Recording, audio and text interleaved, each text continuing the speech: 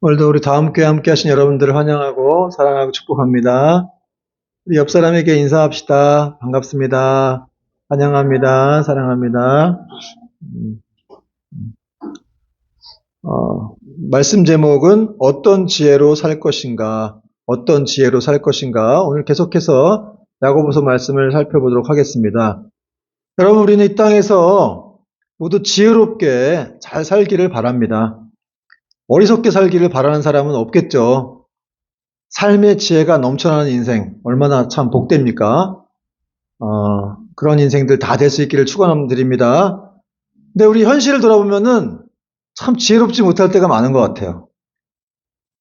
여러분도 또 인정하실 수 있을지 모르겠는데, 그래서 우리가 이렇게 막 살다 보면은 참 이렇게, 좀 낙심도 하고, 또 시기도 하고, 또 경쟁도 하고, 또 여러 가지 또 이렇게 상처 뭐 이런 것도 받기도 하고, 주기도 하고, 그런 것들이 이렇게 다툼, 이런 것들이 끊임이 없습니다. 왜 그럴까? 그런 거는 바로 우리가 이제 지혜를 가지고 있다고 생각하지만 사실은 우리가 지금 다른 지혜를 가지고 살아가고 있다. 하나님이 원하시는 모습의 지혜가 아니라 다른 지혜를 가지고 살아가고 있다는 거예요. 근데 중요한 건 그걸 지혜라고 생각한다는 것이죠. 나름대로는. 오늘 야고보는 우리에게 두 가지 지혜를 소개하고 있어요. 첫 번째는 위로부터 난 지혜가 있다 그러고 두 번째는 아래로부터 땅에서부터 올라온 지혜가 있다 이렇게 말씀하고 있는데 그런데 이 둘은 완전히 다른 열매를 맺는다는 겁니다. 그럼 오늘 말씀을 통해서 우리가 정말 본받고 따라가야 될 지혜는 어떤 지혜인지를 살펴보겠습니다. 먼저 13절 보니까 야고보가 이렇게 질문으로 시작하고 있어요. 너희 중에 지혜와 총명이 있는 자가 누구냐? 그는 선행으로 말미암아 지혜의 온유함으로 그 행함을 보일지니라. 약간 도전적인 질문입니다. 너희 중에 지혜와 총명인 자가 누구냐는 거예요. 너희 중에 정말 지혜롭고 분별력이 있는 사람이 누구냐는 겁니다. 그러면서 진정 지혜로운 사람이라면 그 지혜의 온유함으로 그 행함을 보여야 한다. 이런 말을 했어요. 이게 무슨 말이냐면은 정말 지혜로운 사람이라면은 그 지혜를 말로만 주장하지 말고 온유한 태도로 삶 속에서 드러내라. 그런 말입니다. 쉽게 말해서 지혜는 말 잘하고 논리적이고 지식이 많고 뭐 가진 게 많고 뭐 이런 게 아니라 그 성품으로 드러나게 된다. 이런 걸 야고보서가 말하는 지혜입니다. 왜 야고보가 이렇게 말했냐면은 당시 초대교회 안에 2000년 전에 굉장히 지혜와 총명이 많이 있다고 생각하는 사람들이 있었어요. 그러니까 어떤 선생이라고 하는 사람들인데 이런 사람들이 자신들은 지혜와 총명이 많고 지식이 많다고 생각하면서 뽐을 내고 다녔는데 사실 그들의 삶은 되게 이기적이고 어떤 세속적인 야욕에 묶여서 성도들을 막 분란시키고 또 혼란하게 만들고 갈등하게 만드는 그런 사람들이었다는 거예요. 그래서 그런 사람들에 대해서 지금 야고보가 너네가 지금 지혜와 총명이 많다고 하는데 그게 그리스도인다운 행동으로 입증되지 않으면 그런 지혜는 꽝이다. 그럼 왜 온유함이라고 했을까? 지혜의 온유함으로 그 행함을 보이라고 했는데 왜 여러분 온유함이라고 했을까요? 여러분 온유가 뭘까요? 네, 그렇죠. 온유는 그냥 착한 게 아니라 할 수 있는 힘이 있는데 절제하는 거예요. 힘이 있는 통제하는 거야. 그러니까 이렇게 뭔가 상대를 누를 수 있음에도 불구하고 그럴 실력이 있음에도 불구하고 그렇지 않는 거죠. 또 자기 주장보다는 상대의 주장을 공감해서 듣기도 하고 또 자기 주장보다 하나님의 음성을 더 집중하는 사람들. 그런 사람이 온유한 사람이에요. 예를 들면 이렇게 바른 말을 하면서도 상대에게 상처 주지 않는 사람들. 뭔가 이렇게 사랑 가운데서 부드럽게 말함으로 인해서 상처를 안 주죠. 또 다른 사람이 막 화를 낼 때도 좀 잘 참고 뭔가 이렇게 좀 부드럽게 제압할 수 있는 사람들, 그런 사람들, 또 인정받지 않아도 어떤 조용히 선을 행하는 사람들, 이런 사람들이 온유한 사람입니다. 그러니까 여러분, 우리는 지혜에 대해서 상당히 좀 추상적이고 좀 중립적인 것으로 생각할 때가 많아요. 뭔가 이렇게 어떤 판단력, 뛰어난 지혜로 인한 어떤 판단한 능력을 지혜로만 생각하는데 이 야고보서가 말하는 지혜는 그렇지 않다는 거예요.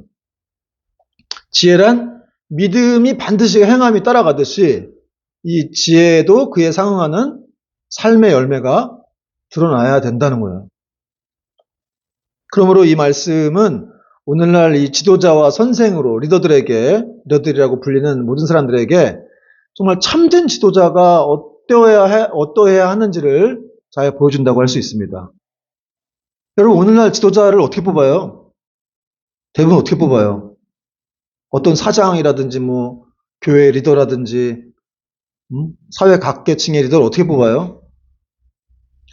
주로 그 사람의 어떤 학력, 그 사람이 가지고 있는 경력, 화려한 경력 이런 것들이 거의 주죠, 주요. 그걸 보고 많이 뽑습니다. 그 사람의 성품이라든지 뭐 이런 건 뒷전이야. 일 잘해야 돼, 무조건. 그러나 성경이 말하는 리더십의 요건은 그게 아니라는 거예요. 그런 지식도 갖춰야 되지만 더 중요한 건 사실은 그게 삶의 모습이다.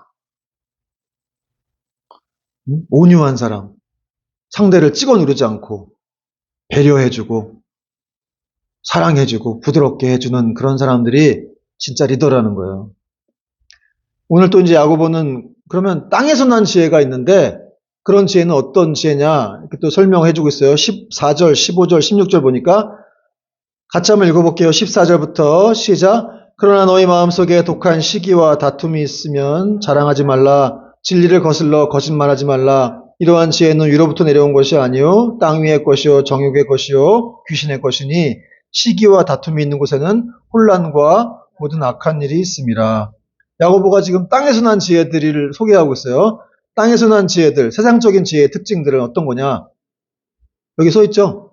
시기, 다툼, 또 헛된 자랑, 또 거짓말하는 거 이런 것들이 이제 세상적인 지혜, 땅으로부터 올라온 지혜라는 거예요. 근데 재밌는 건 이걸 지혜라고 말하고 있다는 거예요. 이걸 지혜라고 말하고 있다는 거예요. 근데 시기가 가장 먼저 나온 이유가 있어요. 왜냐하면 시기한 결과 다툼이 벌어지고 헛된 자랑이 막 일어나기 때문에 그렇습니다. 시기라고 한 단어는 헬라어로 젤러스라고 하는데 영어의 질투도 젤러시라고 하죠. 그러니까 여기서 왔어요. 영어의 질투가. 그러니까 한마디로 이 시기라는 젤러스라는 단어는 열심, 열정이라는 뜻과 아울러서 시기하다, 질투하다라는 뜻을 내포하고 있습니다. 그러면은 이 시기와 다툼의 뿌리는 무엇일까? 시기와 다툼의 뿌리는 뭘까요? 비교하는 것입니다. 자기중심성이에요. 결국 이것은 하나님보다 나를 더 중심에 두는 그런 삶이라고 할 수가 있어요. 여러분, 하나님보다 내가 더 중심이 되면은 자꾸 다른 사람하고 이렇게 비교를 하게 되고 그 사람을 시기하게 되는 거예요. 결국 성경은 이 시기하게 되면은 뼈가 마르게 된다. 이런 말씀까지 하고 있죠.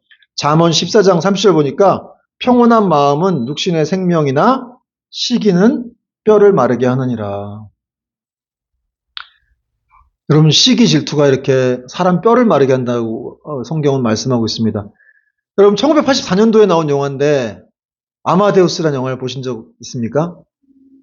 이게 벌써 40년이 넘은 영화가 됐더라고요.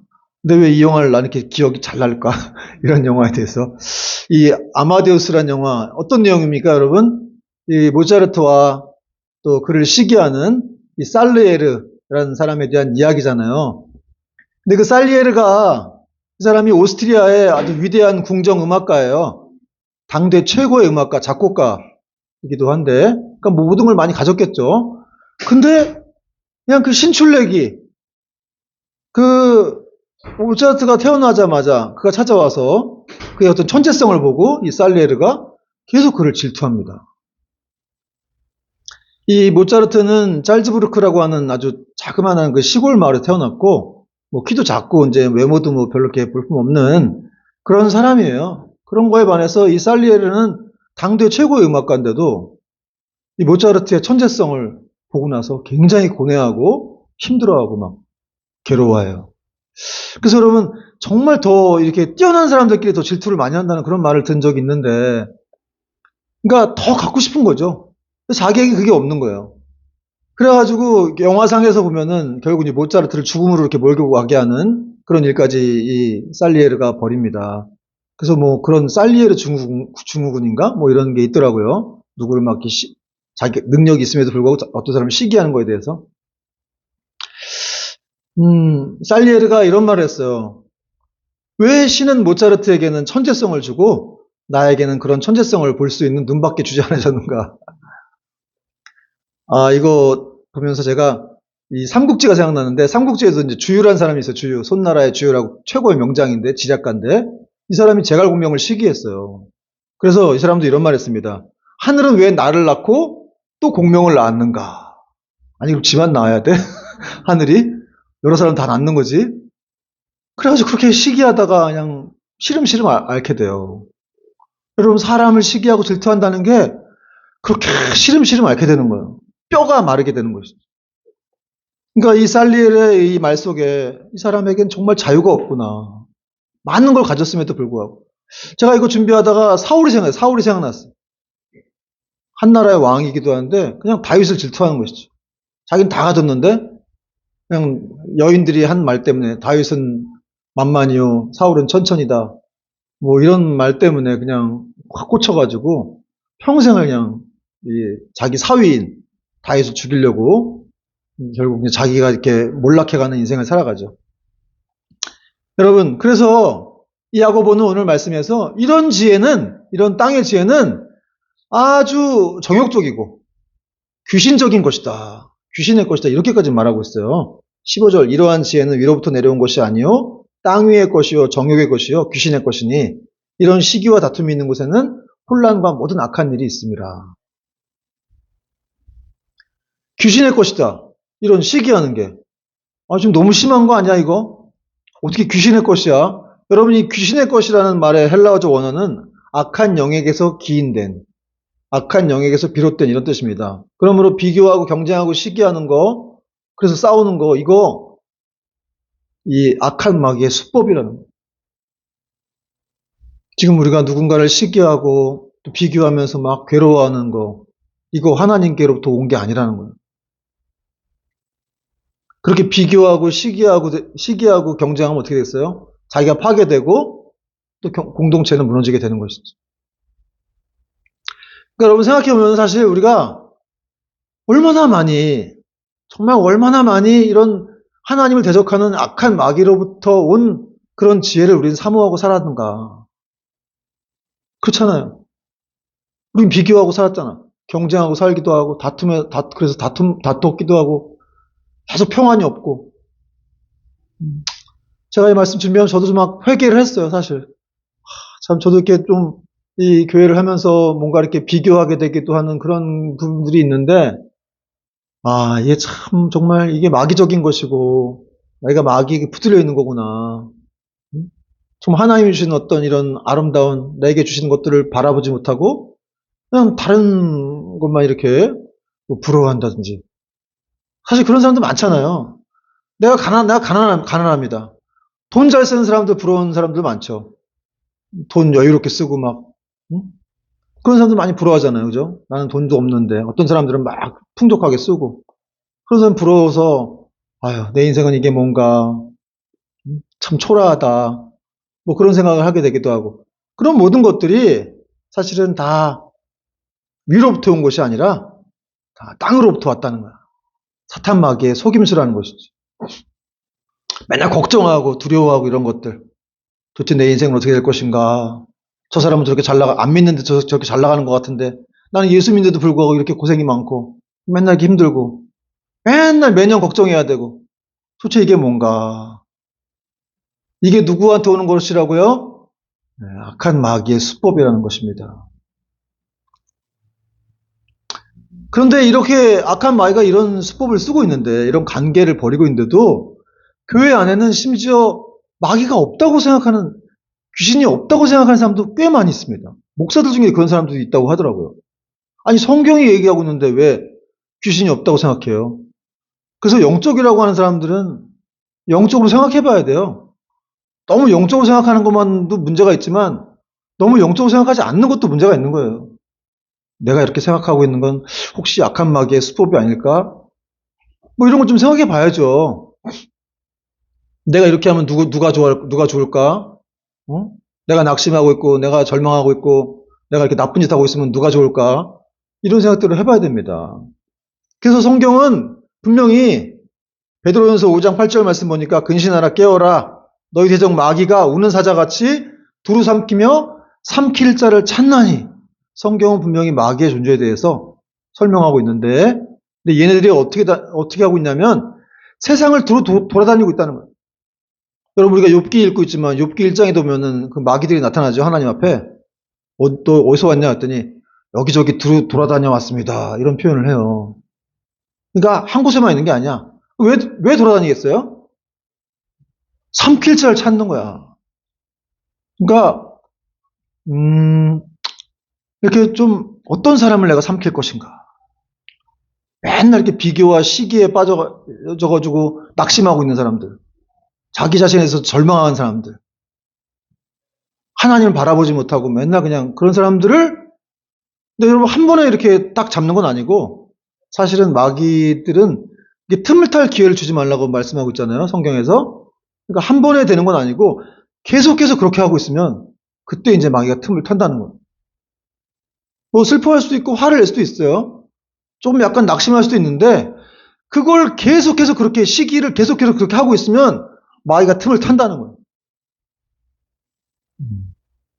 그래서 여러분 우리는 항상 이 영적인 싸움 가운데 있다라는 사실을 인지해야 됩니다. 그리고 하나님의 뜻은 그게 아니라는 것을 알고 우리가 분명히 말씀을 이렇게 붙들어야 돼요. 만약에 이게 귀신이 없다고 생각하고 악한 마귀 전쟁이 없다고 생각하면 이 사람들은 그냥 마귀의 밥인 거예요. 삼킬 자를 두루 찾고 있다고 하는데 그냥 삼켜져 버림을 당하는 것이죠. 그러므로 여러분 우리는 이렇게 이 마귀의 게임에 빠졌어. 사실은 우리에게 어떤 이 죄성이 있기 때문에 그 인간 본성을 자극하는 그 마귀의 어떤 미혹하는 게 있어요. 우리가 왜 넘어가는 거냐면 사실 우리도 죄성이 있기 때문에 그런 것들을 얘네들이 현혹하는 거거든요. 그걸 알고서. 그래서 그 마귀의 게임에 빠져서 헛된 지혜로 살아가는 경우가 많은데 그 헛된 지혜를 우리는 시기와 질투 이런 거를 헛된 지혜라고 말합니다. 이런 걸 경계해야 한다는 거예요. 러시아의 대문호인 톨스토이가 이런 말을 했다고 해요. 헛된 지혜를 두려워하라. 세상의 모든 악이 여기서 비롯된다. 시기하고 질투하고 다툼하고 경쟁하는 낙심하는 이런 헛된 지혜들을 통해서 세상에 악이 발생한다는 거예요. 여러분 지금 세상 곳곳에 전쟁이 일어나고 있죠? 그렇잖아요.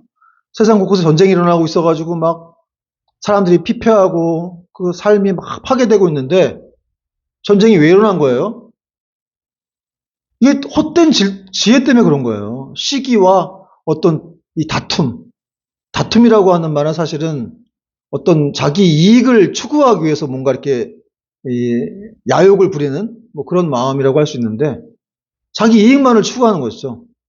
그래서 전쟁이 일어난 거예요. 그래서 다 자기가 이렇게 얻기 위해서. 그러니까 헛된 지혜로부터 인간의 삶은 파괴가 된다는 거죠. 그런데 야고보는 오늘 이런 지혜와는 이런 땅의 지혜와는 다른 전혀 차원이 다른 하늘의 지혜가 있다. 이런 말씀을 하고 있어요. 이 내용이 이제 17절과 18절 마지막 내용인데 17절 보니까 같이 한번 읽어보겠습니다. 시작.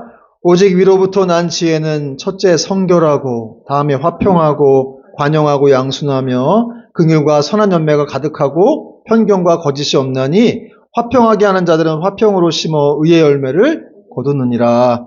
아멘. 야고보가 지금 위로부터 난 지혜를 소개하고 있죠. 이 지혜는 하나님의 지혜예요. 하나님의 선물이라고도 할 수 있고 또 하나님의 성품적인 요소들을 다 갖고 있습니다. 이 바울이 성령의 9가지 열매를 얘기했었는데 그거와 비슷하게 야고보도 8가지 위로부터 난 지혜의 특징들을 말하고 있어요. 첫 번째는 어떤 특징이 있느냐? 위로부터 난 지혜는 성결하다는 성결하다. 이 성결하다는 말은 영어로 이제 pure, 아주 순수하고 깨끗하다. 그러니까 하나님 앞에서 아주 그 순수하고 맑고 정직한 상태를 말합니다. 부정하거나 더럽지 않고 두 마음을 품지 않는 그런 상태를 성결하다고 얘기해요. 여러분, 하나님 말씀도 성결하다, 순결하다 그러는데, 그러니까 이런 성결한 사람들, 어쨌든 이게 성령의 열매예요. 이런 사람들이 바로 이 성품을 받은 사람들이 바로 하늘로부터 온 지혜의 사람들이라는 것이죠. 이 성결한 사람이 누가 있을까 제가 생각해 봤는데, 이 성경에 야곱의 아들 요셉 같은 사람들, 그가 이 보디발의 부인이 강하게 유혹했지만, 그러나 그것을 뿌리쳤죠. 내가 어찌 하나님 앞에서 죄를 지을 수가 있겠느냐. 그러면서 뿌리쳤어요. 그랬더니 오히려 모함을 받아가지고 또 감옥에 들어갔어요. 나중에 이제 총리까지 되게 되는데, 여러분, 하나님은 이렇게 성결한 사람들에 대해서 세상은 무시하지만, 요즘이 어떤 세상인데 성결하고 있어, 지금. 무슨 순결이 뭐가 이렇게 중요해? 이렇게 얘기하지만 하나님은 성결, 순결이 너무 중요한 거예요. 특히 그 말씀대로 살려고 하면서 어떤 그런 고난 속에서도 이렇게 끝까지 버티는 그런 믿음들을 하나님은 요구하신다는 것이죠. 그리고 이렇게 요셉처럼 그런 사람들을 높여주시는 거예요, 결국. 세상은 무시하지만. 첫 번째 성결이고, 두 번째는 화평하다. 화평입니다, 화평. 여러분, 화평은 뭐겠어요? 평화와 화해를 만들어내는 것이겠죠. 그래서 이 화평을 사랑하는 성도는 평화를 사랑하기 때문에 가는 곳마다 다 화평하게 하는 거예요. 또 어떤 사람들은, 특히 세상 사람들 중에는 가는 곳마다 갈등을 일으키고 싸움을 일으키는 사람들이 있잖아요. 분란하게 하고 소란하게 하죠. 그게 왜 그러냐면은 자기 유익을 극대화하기 위해서 이 온갖 땅의 지혜인 이 시기와 다툼을 동원하다 보니까, 경쟁을 동원하다 보니까 시끄럽고 싸움이 끊이질 않는 것이죠. 또 세 번째는 관용입니다. 관용. 위로부터 난 지혜 세 번째 관용. 관용은 참을성이 많고 또 이해심이 많고, 그래서 이제 친절한 마음으로 이렇게 사람들에게 베푸는 거. 또 용서할 수 없는 사람도 이렇게 품어주는 그런 게 관용이라고 할 수 있는데, 이 관용의 대가는 누구겠어요? 바로 예수님이시죠.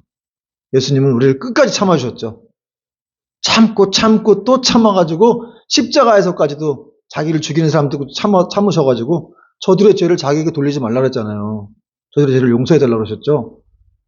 결국 우리를 사랑하셨기 때문에 참으신 거예요. 다 품으신 것입니다. 또 위로부터 난 지혜는 긍휼과 선한 열매가 가득하다. 이 긍휼은 말로만 하는 사랑이 아니라 행동으로 보여주는 사랑입니다. 또 선한 열매가 가득하다. 선한 열매가 아름다운 열매들이 가득 이렇게 필 수 있겠죠. 또 편견과 거짓이 없다고 그랬어요. 편견, 사람에 대한 차별이 없는 것입니다. 어떤 사람이든지 사랑하는, 품을 수 있는. 또 거짓이 없는 것. 겉과 속이 다르지 않은 사람. 이 주변에 보더라도 이렇게 겉과 속이 약간 좀 다른 분 같은 사람들이 있어요. 근데 여러분, 정말 성도라고 한다면 겉과 속이 똑같아야 돼. 그냥 겉으로 보는 모습이 이 사람의 전부가 돼야 돼. 이 사람은 정말 속을 알 수가 없네. 이런 사람들이 종종 있습니다. 크리스찬 중에도. 그거는 이 성령에 붙들린 사람, 위로부터 난 지혜로 살아간 사람이 아니라는 거예요. 여러분의 겉모습만 보더라도 이 사람 이런 사람이구나 이렇게 알 수 있도록. 그 바보 같은 게 아니에요. 그냥 정말 이렇게 순수한 사람이구나. 그런 사람이란 거를 여러분이 좀 보여줘야 됩니다. 그리고 이제 마지막으로 보니까 위에서 난 지혜는 또 양순하다 그래서 양순하다. 양순. 사람 이름 같기도 한데 제가 아는 사람도 김양순이라는 사람이 있었는데 양순하다. 이 양순하다는 무슨 뜻일까요? 양순하다. 마치면 커피 한잔 하다가 양순하다는 무슨 뜻일까요? 이게 이런 뜻이에요. 하나님 앞에서 마음이 열려 있는 거예요. 그래가지고 고집스럽지 않고 양보하는 거예요. 잘 양보하는 사람. 하나님 앞에 마음이 열려서 고집 부리지 않고 잘 양보하는 사람. 또 이게 하나님 말씀을 순순히 잘 받아들이는 사람. 의심하지 않고. 마음이 열려 있으니까. 그런 사람을 양순하다 그래요. 근데 여러분, 오늘날 이런 가치관을 가진 사람들을 많이 볼 수가 없어요. 왜냐? 우리는 어릴 때부터 손해보지 말라는 말을 듣고 자랐기 때문에 그래요. 그게 중요한 가치야. 손해보지 않고 자라는 거. 그래서 애들한테도 손해보지 마라. 누구든지 이렇게 해서 네가 반드시 걔를 이겨야 돼. 이런 식으로 경쟁을 붙여가지고 공부에서 뭐 뒤떨어지지 말라 그러고 그런 가치관을 이렇게 배우고 살아와다 보니까 그냥 뭐 우리도 그렇고 애들도 그렇게 병이 들어 있는 거죠. 절대 남한테 양보하면 안 되는 거. 내 이익을 양보하면 안 되고 운전할 때도 양보하면 안 되고 사람들이 안 비켜줘요. 좀 비켜주세요. 좀 중간에 낄 때가 있는데 이렇게 안 비켜줘. 물론 저기 계속 기다리는 사람들도 지루하고 힘들었겠죠. 그렇지만 이런 양순한 사람들은 비켜줍니다. 저도 요즘 잘 비켜주고 있는데 여러분 우리가 좀 양보할 일이 있으면 여러분 양보 잘하시기 바라요. 고집 부리지 말고 양보 잘하는 거 이게 하늘로부터 온 지혜라는 거예요. 여러분 성경에도 이렇게 양보 잘하는 사람이 있었죠. 누굴까요? 대표적인 사람. 성경에 양보 잘한 사람. 이삭입니다. 이삭은 어떤 양보를 했어요? 우물을 팠죠. 계속 땅 우물 속에 그 중동 지방에는 물이 중요하잖아요. 그 땅 깊은 곳을 파서 우물을 팠는데 팔 때마다 그 블레셋 사람들이 찾아와서 뺏어갔어요. 근데 이삭도 당시에는 좀 힘이 있었는데도 이삭이 안 싸웁니다. 당시 여러분 뭐 포크레인이 있어요? 뭐가 있어요? 중장비가 있어. 다 손으로 파야 되는 거예요. 땅속 20, 30m를 파야 되는데 지금처럼 뭐 포크레인으로 팔 수 있는 게 아니니까 엄청 힘들어. 또 파는 것마다 물이 나오는 것도 아니에요. 근데 만약에 물이 나오는 걸 뺏긴다. 이러면 이삭의 가정에는 굉장히 큰 타격이 있는 거예요. 큰 자기가 가지고 있는 목축이라든지 가축이라든지 가족들 또 물도 잘 없는데 어디 가서 물을 먹겠어요. 근데 그거 생명의 위협이 있음에도 불구하고 포기한 거예요. 안 싸우고. 그럼 왜 그랬을까요? 이삭이 눈앞의 이익보다는 하나님의 약속을 믿은 거예요. 내가 너하고 함께 하겠다. 내가 반드시 너하고 함께 해서 너에게 복을 주겠다라는 그런 말씀이 있어요. 이삭에게. 그런 말씀을 붙든 거예요. 아버지의 믿음을 이어받은 것이죠. 그러니까 내가 너와 함께 하겠다는 말은 무슨 말이에요? 네 인생은 앞으로 내가 책임지겠다는 그런 말이죠. 그러니까 네가 사는 삶의 근거는 넌 땅이 아니고 우물이 아니야. 넌 바로 나야. 내가 바로 너의 근거야. 너의 삶의 근거야. 그러니까 불안해하지 마. 결국 하나님이 함께 하신다는 이런 믿음은 어떤 것이냐면 이삭은 내가 양보하더라도 또 어디 가든지 그냥 그 땅 속에서 또 우물을 얻을 수 있어. 이런 마음을 갖게 된 것이죠. 결국 양순하다고 하는 거, 양보한다라고 하는 건 결국 배경이 하나님인 거예요.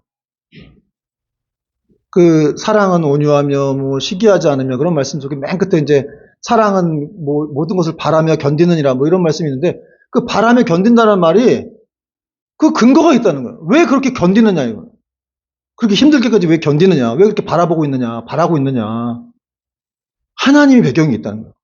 하나님이 하실 걸 기대하면서 하나님이 하실 것을 내 인생을 돌보시고 그런 삶을 살아갈 때 더 은혜 주실 것을 기대하면서 그걸 참고 견딘다는 거예요. 오늘 이 이삭도 마찬가지였습니다. 하나님이 함께 하시기 때문에 그분이 축복 주시면 나는 어디 가서든지 우물을 얻을 수가 있어. 세상 모든 것이 다 하나님 것이야. 이런 믿음이 이 사람에게 있었어요. 그러니까 이삭은 땅이나 우물 자체가 그 생존 근거가 아니었고 하나님의 약속의 말씀 그것이 그의 근거였기 때문에 눈앞의 이익이 중요하지 않습니다. 그 권리도 좀 양보할 수 있어요. 왜? 또 하나님이 또 주실 거니까. 그래서 여러분 하나님 나라는 파리바게트 빵 공장이라고 할 수 있어요. 하나님 나라는 그래서 누가 내 빵을 먹으면 나는 없는 게 아니라 또 새로운 빵이 계속 나오는 거야. 그 다음 날 가면 더 신선하고 더 새로운 빵이 계속 나오는 것입니다. 그것이 바로 하나님 나라라고 할 수 있어요. 여기에 눈뜬 사람들은 여러분 세상에 대해서 그냥 그냥 자기 힘으로 막 뭔가 이렇게 하려고 하고 그러지 않다는 거죠. 여러분, 사랑하는 여러분, 하나님을 진정으로 믿는 사람들은 어떤 사람들이냐? 내가 쟁취해서 뭔가를 얻는 사람이 아니라 하나님이 열어주시는 길을 가는 사람이에요. 여러분, 이거 진짜 제일 중요한 거예요. 뭔가 자기 힘으로 살려고 하는 사람은 다 내가 쟁취해야 되기 때문에 힘들어. 불안해. 답이 없어. 그러니까 인간적인 방법을 쓰는 거야. 시기하고 다툼하고 경쟁을 하는 것이죠. 사실 그 시기와 다툼도 하나님이 없는 삶의 방식의 어떤 뭐라고 해야 되나? 하나님 없는 삶의 방식의 생존 전략? 하나님이 없으니까 자기가 경쟁이라도 해야 되는 거예요. 내 힘으로 어떻게 해야 되는 거야. 그러나 진정 하나님을 믿는 사람들은 그렇게 안 살아간다는 거예요. 여러분, 저도 아직 그런 사람까지는 못 갔지만, 정말 하나님 믿는 사람들, 대단한 사람 많습니다. 정말 하나님께 다 맡기고, 어떤 세상 사람처럼 이렇게 막 풍족하진 않을지라도, 하나님 돌보신다는 걸 알고 있죠. 내 자녀들을 지키시고 돌보시고 이끌어 가신다는 걸 알고 있잖아요. 그런 걸 믿기 때문에, 그냥 평온해요. 늘 평온해. 직업이 없는데도 평온하고, 돈이 많이 안 벌어지는데도 그냥 평온하고, 장사가 안 되는데도 평온하고. 여러분, 이런 지혜가, 이런 위로부터 난 지혜가 사실 성도들에게 지금 더없이 중요한 이런 덕목들인데, 오늘날엔 이런 것들이 무시되고 있어요. 순결하면 뭐하냐? 순결이 네 밥 먹여주냐? 요즘 이 조선시대야? 무슨 순결이야? 어? 무슨 혼전 그게 뭐 이렇게 중요해? 다 이렇게 얘기하고. 또 양보한다?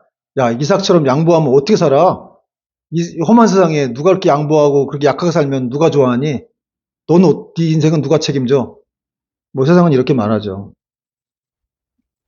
그러나 여러분, 하나님 말씀을 믿고 붙잡는 것이야말로 시대를 막론하고 가장 유용한 가치라는 것을 우리가 진짜 믿어야 됩니다. 마지막으로 야고보는 지혜의 결론을 말해주고 있습니다. 18절 보니까 화평하게 하는 자들은 화평으로 심어 의의 열매를 거둔다. 화평하게 하는 자들은 화평으로 심어서 의의 열매를 거둔다. 이 화평이라고 하는 것 자체가 의의 열매의 씨앗이에요. 그러니까 화평을 심는 사람들은 의의 열매, 아주 아름다운 열매를 맺는다는 거예요. 그러니까 무엇을 심느냐가 중요하다는 것이죠. 만약 비교와 시기, 다툼을 심으면 관계가 무너지고 공동체가 깨지는 거고, 화평과 관용, 또 긍휼, 또 양순을 심으면 관계가 살아나고 공동체가 회복이 되는 거예요. 또 의의 열매가 우리 삶에 맺히게 됩니다. 또 이럴 때 하나님이 여러분과 함께 하시는 것입니다. 말씀의 결론을 맺습니다. 여러분, 사랑하는 여러분, 우리는 매일 선택하며 살아갑니다. 남과 비교하고 또 시기하며 경쟁할 것인가, 아니면 양보하고 또 축복할 것인가, 또 공격할 것인가, 품을 것인가, 이길 것인가, 살릴 것인가. 세상은 이렇게 말하죠. 너는 이겨야 돼. 그러니까 수단과 방법을 가리지 마. 네 인생은 네 거야. 그러나 하나님의 지혜는 이렇게 말합니다. 네가 살려야 된다. 양보하고 축복해라. 너는 하나님의 사람이기 때문에 그렇다. 그러면 하나님이 네 인생을 책임지실 거야. 이렇게 하나님은 말씀하신다는 것이죠. 여러분, 우리 예수님께서도 어떤 길을 가셨습니까? 하나님의 아들이시고 전능하신 분이셨지만 끝까지 참으시고 십자가에서 죽기까지 자신을 낮추셨고 십자가에서 죽기까지 우리를 사랑하셔서 순종하셨죠. 그래서 우리를 하나님과 화평하게 하셨습니다. 덕분에 우리는 하나님과 화평한 존재가 되었고 진노의 자식에서 화평한 자가 되었고 또 세상에 대해서도 우리는 피스메이커가 된 거예요. 세상과 우리를 화평하게 할 수 있는 건 바로 우리 크리스찬들입니다. 여러분이 그런 사명을 받은 그런 귀중한 사람들이라는 사실이죠. 여러분, 지금 돌아봅시다. 우리는 어떤 지혜로 살고 있는 것인가? 오늘 설교 제목이 어떤 지혜로 살고 있습니까? 어떤 지혜로 살 것인가인데 나는 지금 어떤 지혜로 살고 있는가? 정말 인간적인 지혜로 뭔가 내 힘으로 막 쟁취하려고 시기하고 경쟁하고 있는가? 낙심하고 막 불안해하고 있는가? 아니면 하나님이 주신 지혜로 성결하고 화평하고 평안하고 긍휼하고 또 양순, 하나님이 하실 걸 믿으면서 양보하고 있는가? 어떤 삶을 돌아보고 있는지 돌아보면서 또 한 주도 우리가 계속해서 이 말씀에 순종하여서 또 승리를 얻는 복된 축복이 있기를 주님의 이름으로 축원드립니다. 찬양하겠습니다.